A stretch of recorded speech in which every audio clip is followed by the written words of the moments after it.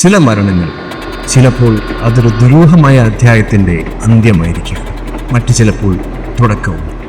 അന്നവിടെ ഓടിക്കൂടിയ ജനങ്ങൾ കണ്ടത് റെയിൽവേ ട്രാക്കിൽ ജീവനറ്റ് കിടക്കുന്ന സന്ധ്യയുടെ മൃതദേഹമാണ്. ഈ നഗരം ഇന്ന് റിയൽ എസ്റ്റേറ്റ് ആൻഡ് കൺസ്ട്രക്ഷൻ മാഫിയയുടെ കൈപ്പിടിയിലാണ്. അതിൽ ഏറ്റവും തലയെടുപ്പുള്ള പേരായിരുന്നു ടോറിയൻ കൺസ്ട്രക്ഷൻസ്. നഗരത്തിനകത്തും പുറത്തുമായി എണ്ണിയാലൊടുങ്ങാത്ത പ്രൊജക്ടുകൾ അവർ ചെയ്തുകൊണ്ടിരുന്നു. ആ കമ്പനി പോലെ തന്നെ ഇൻഡസ്ട്രിയിൽ ഒരു ബ്രാൻഡായി മാറിയ പേരായിരുന്നു അതിന്റെ ഡയറക്ടർ മാഹിഷ് അസറുദ്ദീൻ എന്ന ചെറുപ്പക്കാരൻ. കർക്കശക്കാരൻ, കുടിലബുദ്ധിക്കാരൻ, അതിലുപരി എന്തിനും മടിക്കാത്തവൻ എന്നിങ്ങനെ അയാൾക്ക് പല വിശേഷണങ്ങളും ഉണ്ടായിരുന്നു. ഒരു കണക്കിന് ഈ ഇൻഡസ്ട്രി മുഴുവൻ അയാളെ ഭയന്നിരുന്നു എന്ന് വേണം പറയാൻ. എതിരാളികളെയും എതിർ ശബ്ദങ്ങളെയും ഇല്ലാതാക്കാൻ മാഹിഷ് ഏതറ്റം വരെയും പോകും. കൊന്നൊടുക്കാനും തെളിവുകൾ ഇല്ലാതാക്കാനും അയാൾക്ക് ഒരു മടിയുമില്ല. മാഹിഷിന്റെ ഈ അഴിഞ്ഞാട്ടം കണ്ടുമടുത്ത ബിസിനസ് എതിരാളികൾ പല വട്ടം അയാൾക്കെതിരെ പല പദ്ധതികളും മെനഞ്ഞു. പക്ഷേ ഉന്നതങ്ങളിലെ സ്വാധീനം ഉപയോഗിച്ച് മാഹിഷ് അതെല്ലാം നിഷ്പ്രഭമാക്കി. തടസ്സങ്ങളെ തകർത്തെറിഞ്ഞ് അയാൾ തന്റെ ജൈത്രയാത്ര തുടർന്നുകൊണ്ടേയിരുന്നു.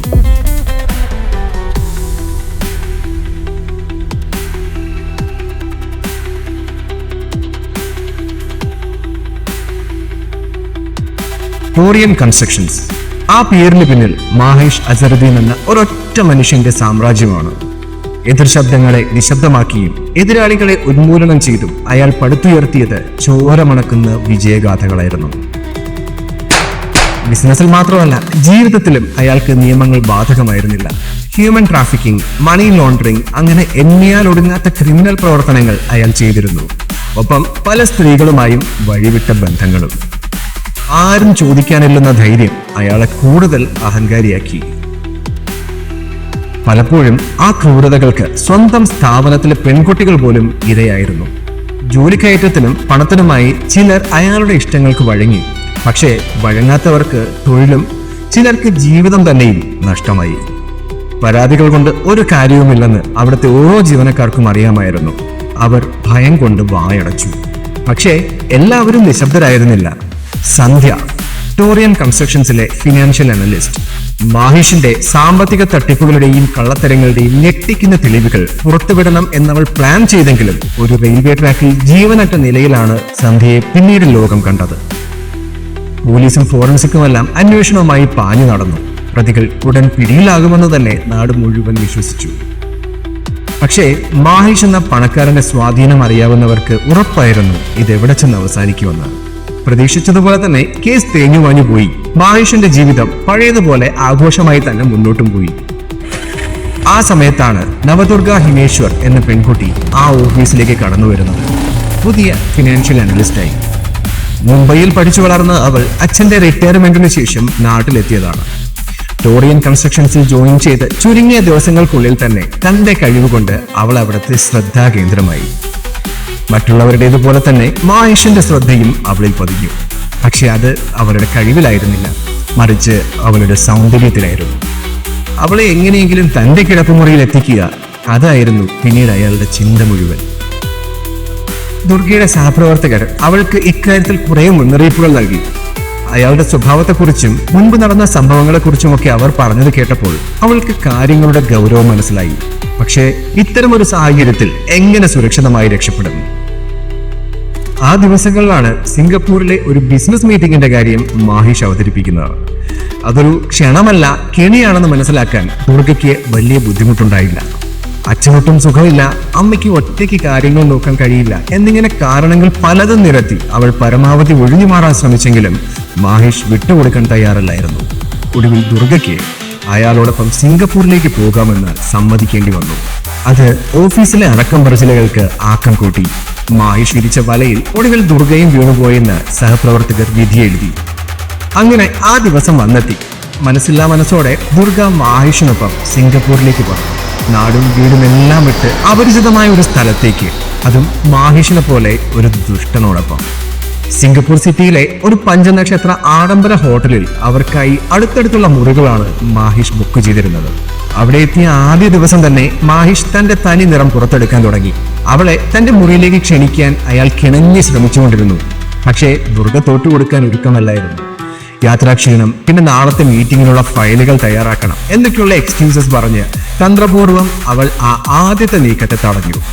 ആ ഹോട്ടൽ മുറിയിൽ ഒറ്റയ്ക്കിരിക്കുമ്പോൾ അവൾക്കറിയാമായിരുന്നു ഇത് അവസാനമല്ല, ഒരു യുദ്ധത്തിന്റെ തുടക്കം മാത്രമാണെന്ന്. രണ്ടാം ദിവസമായിരുന്നു ആ സിംഗപ്പൂർ കമ്പനിയുമായുള്ള മാഹിഷിന്റെയും ദുർഗയുടെയും നിർണായകമായ മീറ്റിംഗ്. എല്ലാം ഭംഗിയായി നടക്കുന്നുവെന്ന് കരുതിയ നിമിഷമാണ് ഒരു ടെക്നിക്കൽ ഗ്ലിച്ച് വില്ലനായത്. ദുർഗ തയ്യാറാക്കി മാഹിഷിന് നൽകിയ ഒരു ഫയൽ അയാളുടെ ലാപ്ടോപ്പിൽ ഓപ്പൺ ആകുന്നില്ല. പക്ഷേ മനസാന്നിധ്യം കൈവിടാതെ അവൾ തന്റെ ഹാർഡ് ഡിസ്കിൽ നിന്നും ആ ഫയൽ ഉടൻ തന്നെ മാഹിഷിന്റെ ലാപ്ടോപ്പിലേക്ക് കോപ്പി ചെയ്തു നൽകി തൽക്കാലം ആ പ്രശ്നത്തിൽ നിന്നും രക്ഷപ്പെട്ടു. ആ സംഭവത്തിന് ശേഷം ദുർഗ കരുതിയതുപോലെ മാഹിഷ് വലിയ പ്രശ്നങ്ങളൊന്നും ഉണ്ടാക്കിയില്ല. പകരം അയാൾ അവളെ കയ്യിലെടുക്കാനായി പുതിയ തന്ത്രങ്ങൾ ഓരോന്നായി പുറത്തെടുത്തുകൊണ്ടിരുന്നു. ആഡംബര യാത്രകൾ, റൂഫ് ടോപ്പ് റെസ്റ്റോറന്റുകളിൽ ഡിന്നർ, ലക്ഷറി സൈറ്റ് സീയിങ് ഒക്കെയായി ദുർഗയുടെ മനസ്സിനെ മെരുക്കിയെടുക്കാനുള്ള ശ്രമങ്ങൾ അയാൾ തുടങ്ങി. അയാളെ വെറുപ്പിക്കാതെ പുറമെ ചിരിച്ചു കാണിച്ച് ഉള്ളിൽ അത്യധികം ഭീതിയോടെ ഓരോ ദിവസങ്ങളും ദുർഗ തള്ളി നീക്കി. ഓരോ ദിവസവും അയാൾ അവളെ തന്റെ മുറിയിലേക്ക് ക്ഷണിച്ചുകൊണ്ടേയിരുന്നു. ഓരോ കാരണങ്ങൾ പറഞ്ഞ് അവൾ ഒഴിഞ്ഞു മാറിക്കൊണ്ടുവരുന്നു. മീറ്റിങ്ങുകളും ഇവന്റുകളും ഒക്കെയായി തിരക്കിട്ട പകലുകളായിരിക്കും മിക്ക ദിവസവും. പക്ഷെ രാത്രിയാകുമ്പോൾ മാഹിഷ് ഒരു വേട്ടക്കാരനെ പോലെയാകും. അവൾ ഓരോ ദിവസവും അയാളെ ഒഴിവാക്കിയിരുന്നെങ്കിലും ദിവസങ്ങൾ ചെല്ലുന്തോറും അയാളുടെ ക്ഷമ നശിക്കുകയായിരുന്നു. ഇനിയൊരു പക്ഷേ അയാൾ ഒരു ബലപ്രയോഗത്തിന് മുതിർന്നേക്കുമോ എന്നുപോലും ഒരു ഘട്ടത്തിൽ ദുർഗ ഭയന്നു. അയാളുടെ ഭ്രാന്തമായ നിർബന്ധത്തിനു മുന്നിൽ ഒടുവിൽ അവൾക്ക് പിടിച്ചു നിൽക്കാനായില്ല. അങ്ങനെ സിംഗപ്പൂരിലെ അവരുടെ 8 ദിവസങ്ങൾ എങ്ങനെയൊക്കെയോ കഴിഞ്ഞുപോയി. ഒടുവിൽ സിംഗപ്പൂരിൽ നിന്നും നാട്ടിലേക്ക് മടങ്ങുന്നതിന് മുമ്പ് അയാൾ ആഗ്രഹിച്ചതുപോലെ അയാളുടെ മുറിയിലേക്ക് വരാമെന്ന് അവൾ മാഹിഷിന് വാക്ക് നൽകേണ്ടി വന്നു. സിംഗപ്പൂരിലെ 9ാം ദിവസം മാഹിഷിന് നൽകിയ വാക്ക് പാലിക്കാൻ ദുർഗ അയാളുടെ മുറിയിലേക്ക് പോകാൻ തന്നെ തീരുമാനിച്ചു. അവിടെ മാഹിഷ് അവളെ തന്നെ കാത്തിരിക്കുകയായിരുന്നു. ഇത്രയും നാൾ താൻ കെണിയൊരുക്കി കാത്തിരുന്ന ഇര സ്വന്തം ഇഷ്ടപ്രകാരം വലയിലേക്ക് വന്നിരിക്കുന്നു. അതീവ സന്തോഷത്തോടെ അവളെ സ്വീകരിച്ച അവൻ അവൾക്കായി ഒരു സമ്മാനവും കരുതിയിട്ടുണ്ടായിരുന്നു. വളരെ മനോഹരമായ ഒരു ലക്ഷൂറിയസ് പാർട്ടി വെയർ ഡ്രസ്. അവളെ ആ വേഷത്തിൽ കണ്ടപ്പോൾ അയാൾ തന്നെ മതിമറന്നു നിന്നുപോയി. ആ സുന്ദര നിമിഷങ്ങൾ പതിയെ കടന്നു പോകവെയാണ് അവളും അയാൾക്കായി ഒരു സമ്മാനം കരുതിയിട്ടുണ്ടെന്ന് അവൾ അയാളോട് പറഞ്ഞത്. അതെന്താണെന്നറിയാൻ ആകാംക്ഷയോടെ കാത്തിരുന്ന മാഹിഷിന്റെ മുന്നിലേക്ക് ആകാശത്തു നിന്നും ഒരു അത്യാധുനിക ഡ്രോൺ ആ ബാൽക്കണിയിൽ വന്നിറങ്ങി. അതിൽ മാഹിഷിനായി ദുർഗ കാത്തുവെച്ച ആ സമ്മാനമുണ്ടായിരുന്നു. ദുർഗ ആ ബോക്സ് തുറന്നു. അതിനുള്ളിൽ ഒരു തിളങ്ങുന്ന വാൾ മാഹിഷിനെ കാത്തിരിക്കുന്നുണ്ടായിരുന്നു. എന്താണ് സംഭവിക്കുന്നതെന്ന് മനസ്സിലാക്കും മുൻപേ ദുർഗയുടെ കൈകൾ വായുവിലൂടെ പാഞ്ഞ് മാഹിഷിന്റെ കഴുത്തറുത്തു. ചോരയിൽ കുളിച്ച് തലയേറ്റ ഉടലുമായി മാഹിഷ് അസറുദ്ദീൻ എന്ന ക്രൂരനായ ബിസിനസ്സുകാരൻ അവന്റെ സാമ്രാജ്യത്തോടൊപ്പം അവിടെ അവസാനിച്ചു. സിംഗപ്പൂരിലെ 2ാം ദിവസത്തെ മീറ്റിംഗിനിടയിൽ ദുർഗ ഒരു ഹാർഡ് ഡിസ്ക് മാഹിഷിന്റെ ലാപ്ടോപ്പിൽ കുത്തിയില്ലേ. ആ നിമിഷം തന്നെ അയാൾ അറിയാതെ ഒരു സ്പൈവെയർ കൂടി ആ ലാപ്ടോപ്പിൽ ഇൻസ്റ്റാൾ ആയിരുന്നു. ആ നിമിഷം മുതൽ അവന്റെ കള്ളപ്പണം, കൊലപാതകങ്ങൾ, ചൂഷണങ്ങൾ, രഹസ്യങ്ങൾ അങ്ങനെയെല്ലാം ആ സ്പൈവെയർ വഴി അവളുടെ വിരൽത്തുമ്പിൽ എത്തിയിരുന്നു. മാഹിഷിന്റെ സാമ്രാജ്യം അവസാനിപ്പിക്കാൻ അവസാന വഴിയെന്നോണം എതിരാളികൾ അയച്ച ഏറ്റവും മികച്ച ഒരു കോൺട്രാക്ട് കില്ലറായിരുന്നു ദുർഗ എന്ന് ജീവൻ ശരീരം പിടിയുന്ന അവസാന നിമിഷം പോലും മാഹിഷ് അറിഞ്ഞിരുന്നില്ല. പക്ഷേ ആ വ്യക്തിത്വത്തിനുള്ളിൽ പ്രതിഷ്ഠിച്ച യഥാർത്ഥ സത്യം അത് മറ്റൊന്നായിരുന്നു. ജയ ജയ ഹേ മഹിഷാസുരമർദിനി രമ്യകപർദിനി ശൈലസുതേ.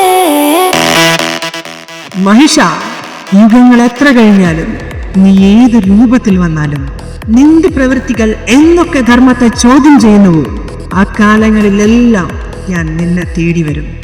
9 നാളത്തെ യുദ്ധത്തിനൊടുവിൽ നിന്റെ തലയറുത്ത ഞാൻ ധർമ്മം പുനഃസ്ഥാപിച്ചിരിക്കുന്നു. ഇപ്പോൾ ഞാൻ പോയാലും മനുഷ്യർ മനസ്സുരുകി പ്രാർത്ഥിക്കുന്ന പക്ഷം സംഹാര രൂപിണിയായി ഞാൻ ഇനിയും വരും. ഇനിയും നിന്റെ തലയറുക്കും.